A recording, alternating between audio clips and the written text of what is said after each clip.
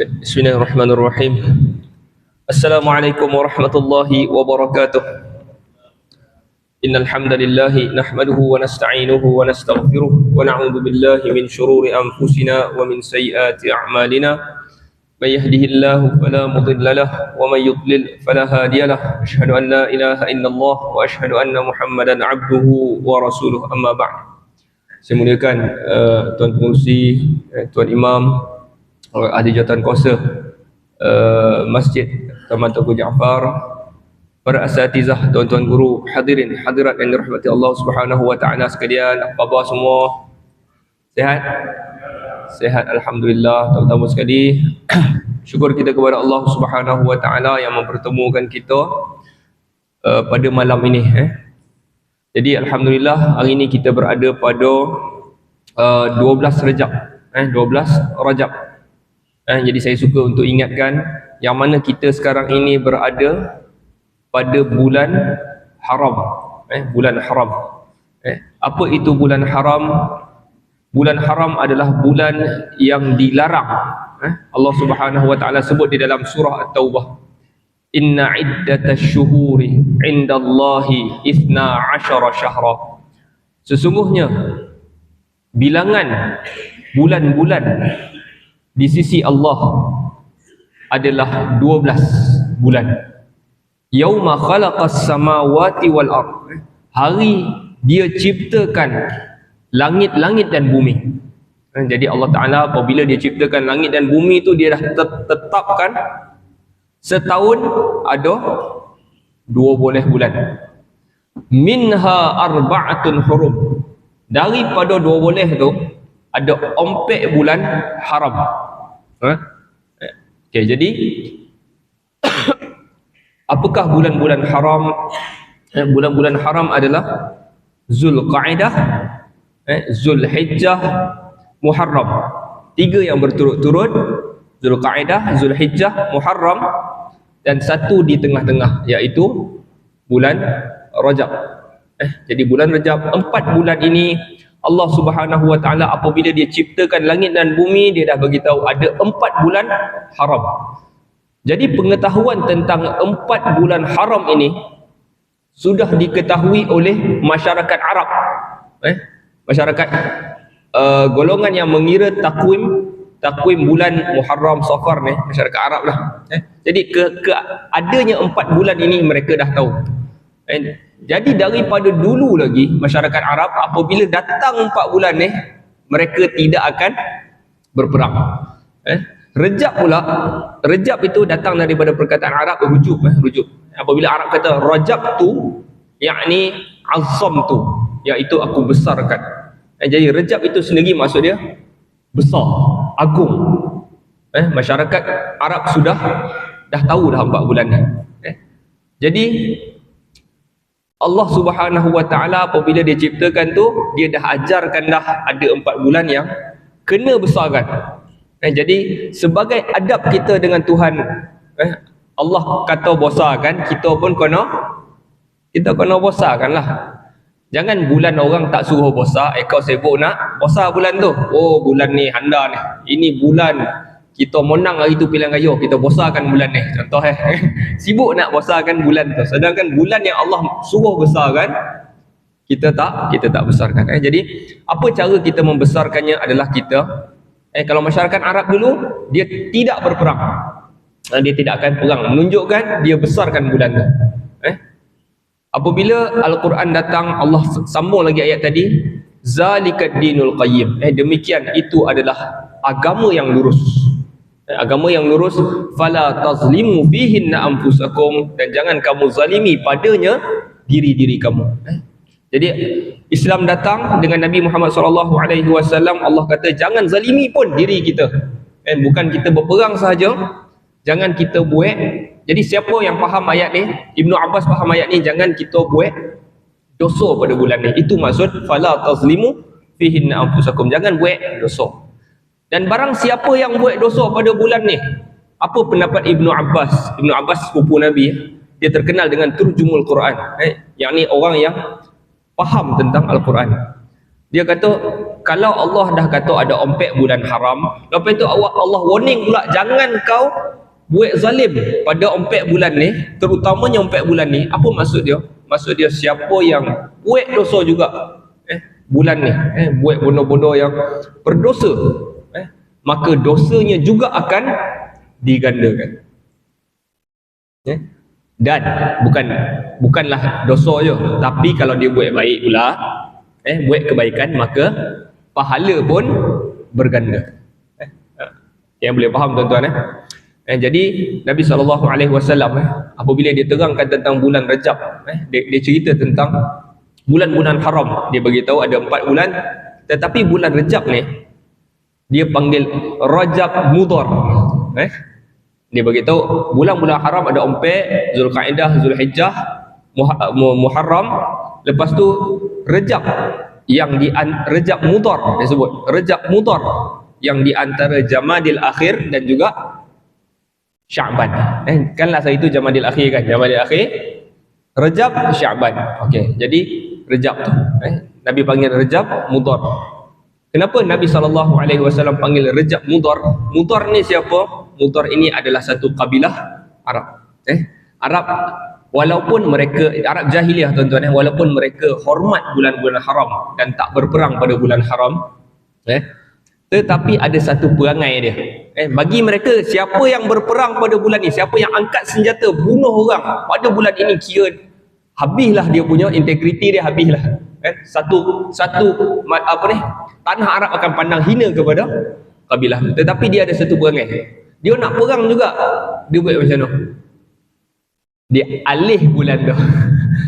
Dia alih. So tahun ni bulan Rejab tak ada, ataupun dia tangguhkan sikit sebab dia nak perang juga. Itu perangai dia. Itu perangai Al-Quran sebut innaman nasi ziyadatun fil kufr. Sesungguhnya nasi itu bukan nasi. Yang tu nasi itu dia lupakan, tinggalkan. Dia tinggalkan bulan tu. Dia tangguh bulan tu. Ataupun tahun ni bulan Rejab tak ada. Orang-orang pandai dia tu, ketua-ketua kabilah, bulan ni, tahun ni bulan Rejab tak ada. So kita boleh sambung perang. Kan? Okey, jadi Nabi SAW apabila dia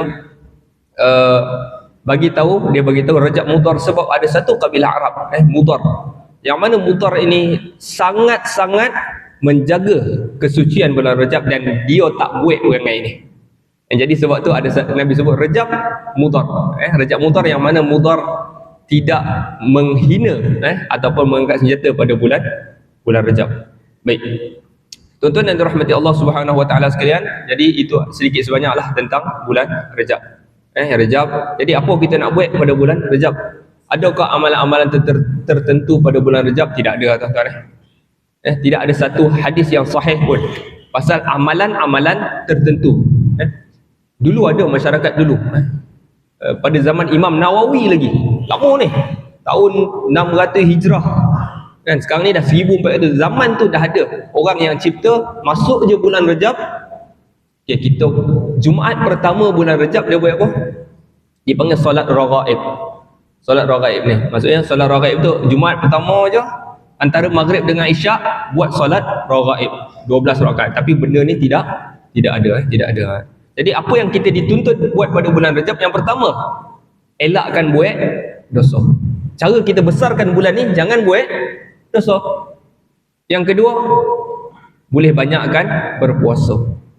Bulan haram adalah bulan yang dituntut amalan soleh. Apa antaranya? Puasa. Kalau rajin lah. Kalau tak rajin, boleh puasa 3 hari dalam sebulan. 3 boleh, 4 boleh, 5 boleh. 3 boleh tu jangan kira bulan kalender tu, kalender hijrah lah, hari ni 2 boleh kan, 3 boleh. So boleh puasa 3 boleh, 4 boleh, 5 boleh kan, ataupun Isnin Khamis kan, ataupun nak puasa sekali je, dia pun tak rajin puasa kan, sekali puasa, puasa sekali, boleh puasa dalam bulan haram termasuk bulan Rajab, dan memperbanyakkan sedekah. Dan kalau kita ada satu amalan kan, kita gandakan amalan tu. Kita mungkin sehari ataupun seminggu solai baca Quran, seminggu solai baca kan, jadi jadikan double, 2 line. kan, ataupun 3 helai pada bulan haram. Tuan-tuan yang dirahmati Allah SWT sekalian, jadi cukuplah introduction ni, lama guna introduction Okey, kita sambung dengan kuliah kita. Kuliah kita berkenaan dengan Hisnul Muslim. Hisnul Muslim adalah doa-doa dan zikir-zikir yang diamalkan oleh Nabi SAW. Kadang-kadang apabila ada orang tanya, oh, Ustaz, kalau jadi macam ni nak baca apa? Jadi Ustaz tu pun betul lah, baca macam ni kan. Mana datang amalan tu tak tahu kan. Rasanya boleh lah kot kan. Jadi yang tu bukan ada asas daripada agama. Amma kitab kita ini adalah doa-doa yang Nabi buat apabila ada peristiwa-peristiwa tertentu yang berlaku dalam hidup dia, diriwayatkan apa yang Nabi SAW baca. Jadi kitab ni mengumpulkan hadis-hadis yang sekurang-kurangnya pada darjat hasan, baik, tapi ada 1-2 yang dhaif, yang masuk, yang lepas masuk juga. Tetapi majoriti doa-doanya adalah, status hadisnya adalah hasan, baik. Okey. Baik, jadi kita nak masuk, kalau minggu lepas kita belajar doa tidur yang ketiga, boleh kan? Ni doa tidur yang kalau kita amalkan, kita buat recall baliklah. Allahumma aslamtu nafsi ilaika wa fawwadtu amri ilaika wa wajjahtu wajhi ilaika wa alja'tu zahri ilaika. Sambung, raghbatan wa rahbatan ilaika la malja'a wa la manja minka illa ilaika, amantu bi kitabika alladhi anzalt wa bi nabiyyika alladhi arsalt. Okey, siapa yang baca doa ini sebelum daripada tidur, Nabi SAW kata,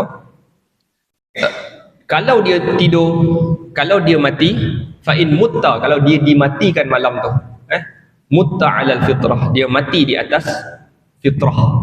Fitrah ni macam apa? Fitrah ni maksudnya bersih. Fitrah asal kita adalah fitrah. Kullu mauludin yuladu 'alal fitrah. Setiap anak, setiap yang dilahirkan di atas fitrah. Fitrah. Maksudnya dia ni bersih, tak ada dosa.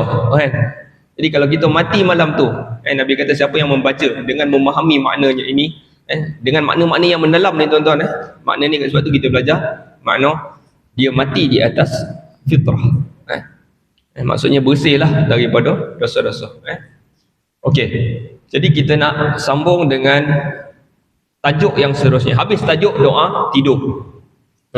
Kita masuk pula ad-du'a'u idza taqallaba lailan. Doa apabila taqallaba, beralih, berpusing.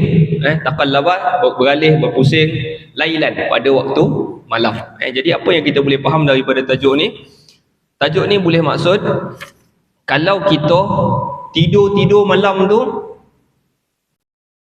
kita biasa kan, kita tengah-tengah tu ada orang yang jenis macam tu, tidur terjaga sikit, dia pusing, mungkin dia longoh ke kan.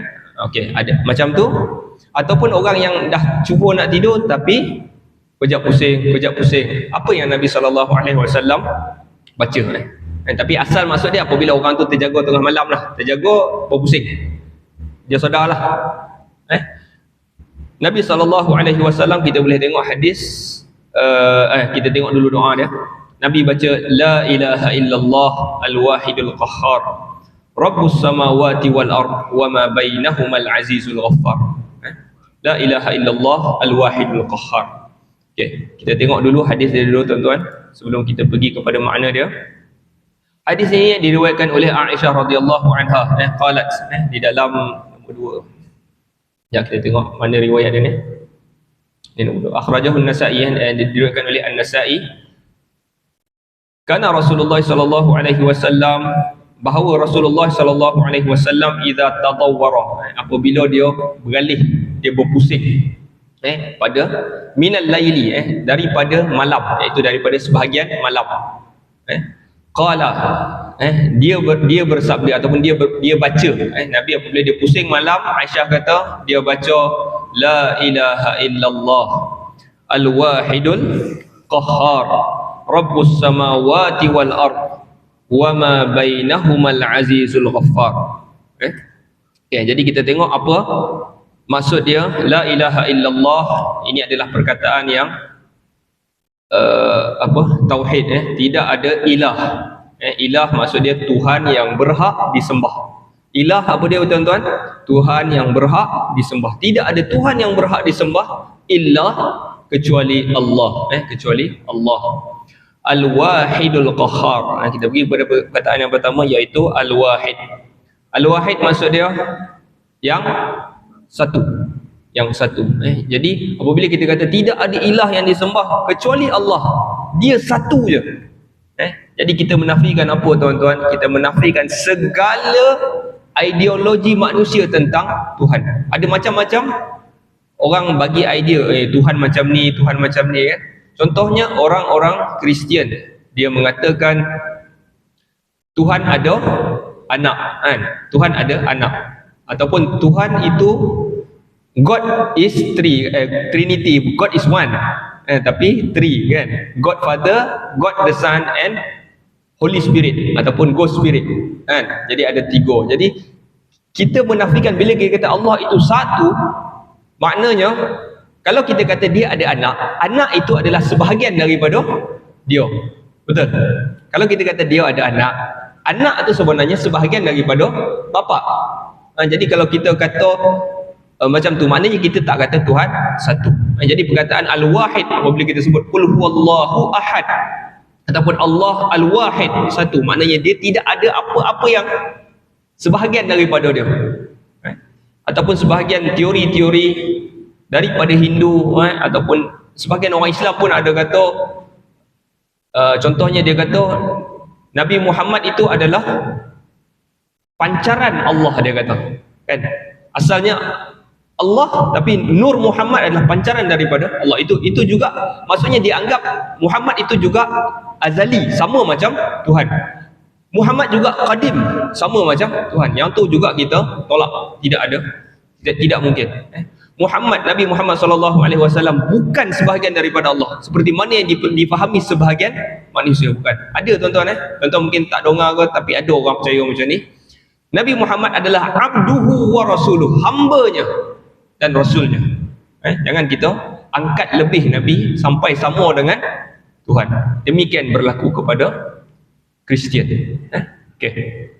Habis Al-Wahid, Tuhan itu satu. Yang seterusnya adalah Al-Qahhar. Al-Qahhar membawa maksud dia menundukkan, orang akan dia menundukkan, dia kuasai orang tu, dia takluk orang tu. Qahhar. Seperti mana yang Nabi Yusuf dalam penjara, dia berdakwah kepada kawan-kawan penjara dia tu. Nabi Yusuf kita tahu dia masuk dalam penjara sebab apa? Kena tuduh goda isteri Al-Aziz, kan? Dia masuk penjara. Okey. Jadi dia dakwah kepada orang penjara ni. Lalu dia kata arbabun mutafarriqun khairun amillahul wahidul qahhar. Adakah Tuhan-Tuhan yang banyak-banyak ni engkau lagi suka macam tu, ataupun yang lebih baiknya Allah yang satu dan juga Al-Qahhar, yang semua tunduk di bawah dia, Al-Qahhar. Jadi apabila kita kata Tuhan itu Al-Qahhar, kita juga menolak benda-benda yang remeh-temeh daripada Tuhan. Kita tak mungkin boleh jadi Al-Qahhar, tak mungkin orang tunduk dengan kita, kan? Ada orang tunduk kita, tapi tak mungkin dia tunduk 100% dengan kita. Tetapi Tuhan, semua orang tunduk 100% kepada dia. Anak kita pun tak mungkin dia patuh dengan kita. Garang macam mana pun tak mungkin anak tu akan tunduk di bawahnya 100%. Jadi Tuhan adalah Al-Qahhar. Okey, sambung. Rabbus samawat, Tuhan langit-langit, wal ard, dan bumi. Kenapa disebut langit-langit? Sebab langit ada berapa banyak? Langit ada 7 lapis. Dan langit ni, tuan-tuan, yang kita nampak awan tu bukan langit. Langit ni di atas lagi daripada galaksi kita ni, di atas lagi. Maksudnya segala yang kita orang boleh tengok 1000 tahun cahaya, semua itu semua di bawah langit lagi. Langit atas lagi. Langit pertama atas lagi. Itu belum langit ke-7 lagi. Rabbus samawat, Tuhan langit-langit, wal ard, dan bumi, wa ma bainahumal azizul ghaffar, dan apa yang di antara keduanya, Al-Aziz. Al-Aziz juga nama Allah Subhanahu wa taala, membawa maksud hormat dan juga berkuasa. Al-Aziz pertama maksudnya adalah berkuasa dan juga dihormati. Sebab ada manusia yang berkuasa tetapi kita hormat tak? Ada. Dia berkuasa tapi kita tak hormat dia. Siapa? Contohnya contoh jangan ikut pula. Contohnya polis. Contohnya polis kan. Kita hormat dia. Datuk, apa khabar tu? Sihat. Tapi kita hati kita menyumpah. Contoh kan dia nak saman kita jadi kita menyumpah. Jadi itu hormat. Dia berkuasa tapi dia tak hormat kadang-kadang. Atau itu baru boleh, belum ya. Manusia memang sifat dia, siapa yang berkuasa atas dia tak suka. Tetapi Tuhan berkuasa atas kita dan kita suka, kita respect. Itu maksud Al-Aziz. Okey, Al-Ghaffar, kata yang seterusnya adalah Al-Ghaffar yang mengampunkan. Mengampun itu Ghaffar. Ghafir pun pengampun. Dalam bahasa Arab ni kalau kita eja Ghafir, mengampun, pengampun. Tapi kalau Ghaffar, dia ampun. Kalau kita kerja kita buat dosa kan, buat dosa minta ampun, Tuhan ampun. Buat lagi dosa, ampun lagi. Itu Ghaffar, itu Tuhan yang pengampun. Ghaffar. Okey. Jadi apa yang boleh kita ambil kesimpulan daripada doa Nabi SAW ni tuan-tuan, adalah yang pertama sekali, orang mukmin ni perkataan pertama dia tuan-tuan kalau bayang Nabi terjaga tengah-tengah malam, maksudnya nak pusing tu, perkataan pertama dia keluar apa? La ilaha illallah. La ilaha illallah, kalimah tauhid tu, la ilaha. Kita pun macam tu lah tuan-tuan. Apa saja yang kita terkejut ke, bukan macam budak-budak sekarang ni banyak tengok movie, perkataan pertama dia, saya terkejut kadang-kadang budak bila dia perkataan pertama yang keluar tu Jesus. Dia ikut siapa ni? Jesus tu orang Kristian, apabila dia macam Jesus kan, dia macam oh my God, Jesus kan. Jadi itu perkataan pertama yang keluar daripada mulut budak-budak sekarang. Bukanlah semua, dia lah yang suka sangat tengok orang putih, apabila tengok tu nak ikut pula kan. Dia ikut-ikut. Jadi itu benda-benda yang tidak patut lah. Perkataan pertama kita orang mukmin, kita nak ikut Nabi keluar perkataan dia tengah-tengah jaga tu, la ilaha illallah al-wahidul qahhar. Jadi kita samalah. Itu perkataan yang kita sepatutnya ucapkan. Sebati perkataan itu, la ilaha illallah, di dalam kehidupan kita. Dan apabila kita terjaga tengah malam ataupun apa-apa kekejutan, terkejut kita satu musibah, kita sebut perkataan la ilaha illallah, lambang kita seorang hamba yang taat kepada Allah Subhanahu Wa Taala. Jangan perkataan yang tak elok tu dulu keluar kan. Orang dulu pun sama opocot mak kau kan, kataan tak apa-apa yang keluar tu, yang pertama tu tidak baik ya. Tak ada nilai lah. Kadang-kadang tak ada apa tak kan, kita keluar la ilaha illallah, la ilaha illallah. Okey, jadi itu apabila terjaga tengah malam. Sampai 8:35 Okey, kita sambung satu lagi tuan-tuan. Satu atau dua lah. Okey, kita tengok pula dalam silibus kita, kena tengok silibus kita. Silibus kita pendek je. Yang saya buka tadi tu hadis dia jadi panjang. Silibus ni sikit je. Ni, doa jaga tengah malam. Okey, yang kedua sambung. Doaul faza'. Doa ketika mana kita ni takut ataupun terkejut. Takutlah, dia ngeri, dia takut dalam keadaan ngeri. Doaul faza'. Dia takut sebab dia ngeri. Finnaum, dalam tidur. Waman buliya bil wahsyah, dan sesiapa yang diuji dengan kesepian. Doa ketika mana dia takut dalam tidur tu kan. Dan orang yang diuji dengan sunyi, sepi dia. Okey, jadi apa, kita tengok dulu dia punya hadis sebelum saya terjemah. Okey, doaul qalq. Okey, an Amr bin Shu'aib, daripada Amr bin Shu'aib, an abihi an jaddihi anna Rasulullah sallallahu alaihi wasallam qala idza fazi'a ahadukum fin naum, apabila seseorang kamu takut ataupun rasa ngeri fin naum, ketika mana dia tidur, falyaqul, maka bacalah a'udzu bikalimatillahi tammat min ghadabihi wa iqabihi wa syarri ibadihi wa min hamazatis syayatin wa ayyahdurun. Fa innaha lan tadurrah. Okey, fa innaha lan tadurrah ni bukan doa, yang ni adalah cerita. Doa dia sampai daripada ni daripada a'udzu bikalimat sampai yahdurun tu. Okey. Mana tadi? Maka bacalah, kita terus kepada maksud dia, a'udzu, aku berlindung, aku berlindung bikalimatillahi tammat, dengan perkataan-perkataan Allah at-tammat, yang sempurna. Okey, pertama sekali kita nak bincang ni perkataan ni. Aku berlindung dengan perkataan-perkataan Allah. Apa perkataan Allah? Jadi para ulama membincangkan perkataan-perkataan Allah terbahagi kepada dua. Satu, kalimat asy-syar'iyyah ataupun al-kalimah asy-syar'iyyah, dan yang kedua dipanggil al-kalimah al-kauniyah. Apa itu al-kalimah asy-syar'iyyah? Al-kalimah asy-syar'iyyah maksud dia wahyu-wahyu yang perkataan Allah, perkataan, tetapi perkataan itu diturunkan dengan wahyu yang diberi kepada Rasul.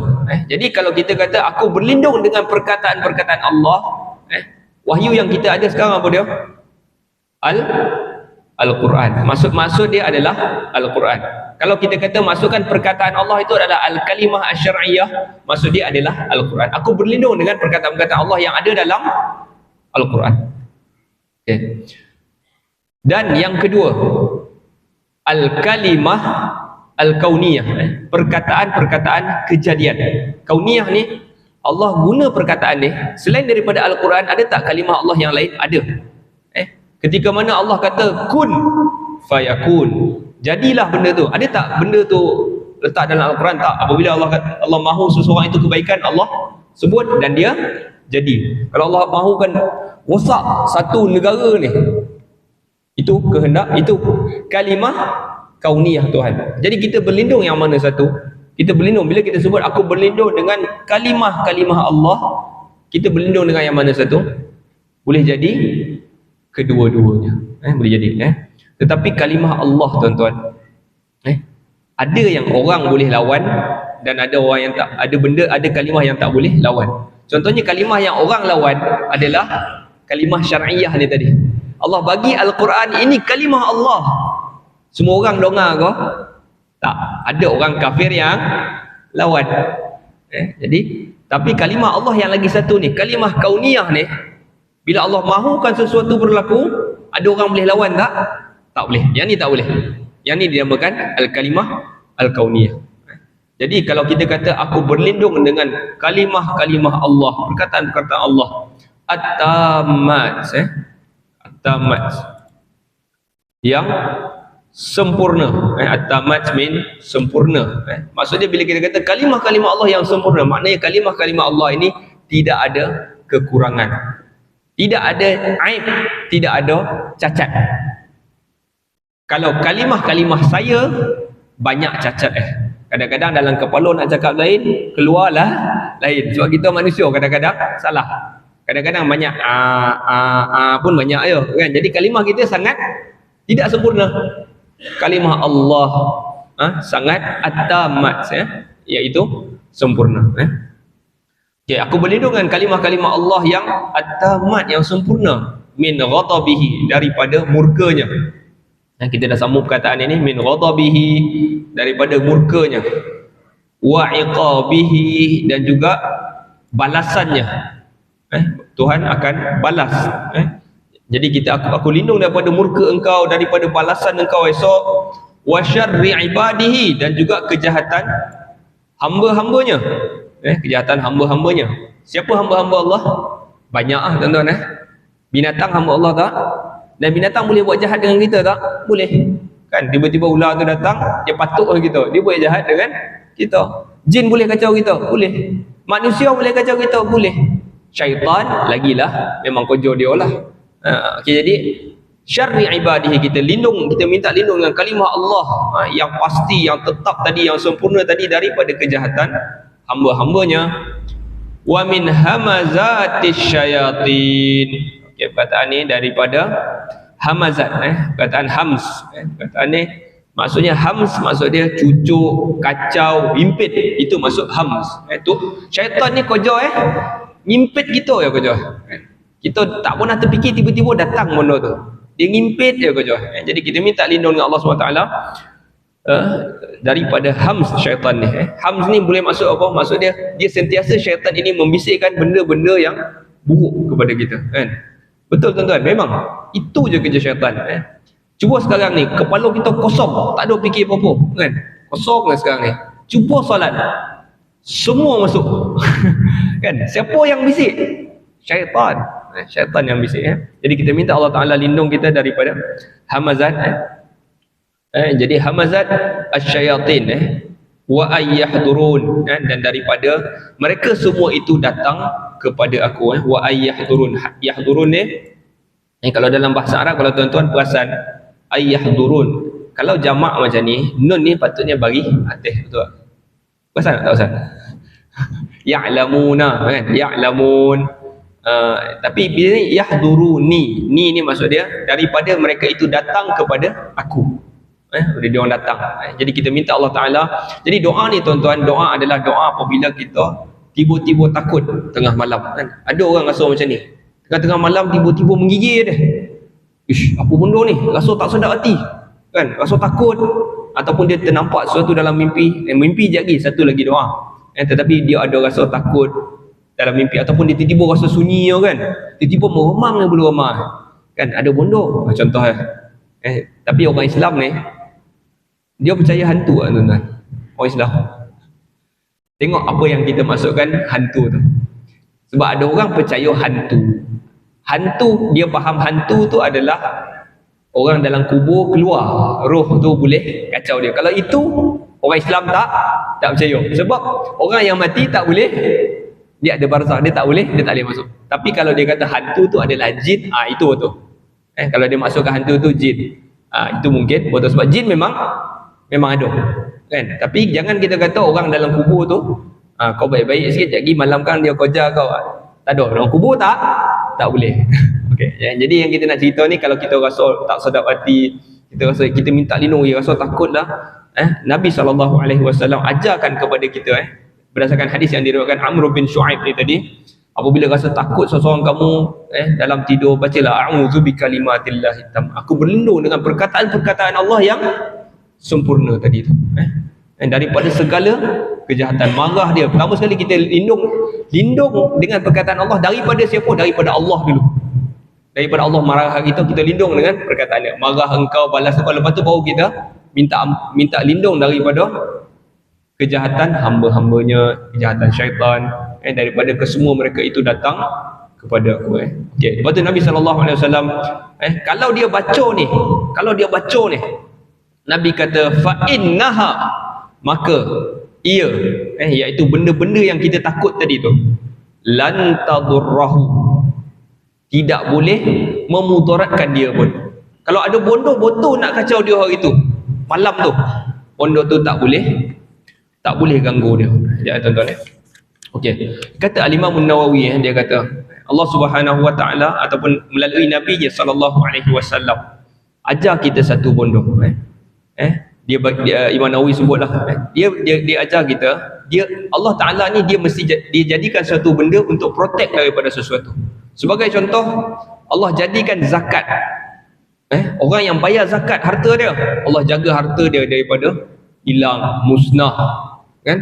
Allah jaga orang yang bayar zakat dan bersihkan diri dia, seperti mana dia jadikan doai daripada benda-benda yang boleh ganggu. A'udzu bikalimatillahi tammat min ghadabihi wa iqabihi wa syarri ibadihi wa min hamazatis syayatin wa yahdurun. Jadi tuan-tuan, jadi benda yang boleh kita bacalah. Cuma satu isu dia doa ni kita kena biasa baca, sebab dia bukan baca tengah soda. Sebab kita kadang-kadang nak tidur separuh soda separuh jaga, jadi dia nak datang perkataan Arab tu macam susah, kan? Jadi kita kena biasakan dulu baca, baru kita boleh amal benda ni. Sama macam jaga tengah-tengah tidur tadi, nak kena biasalah dulu la ilaha illallah.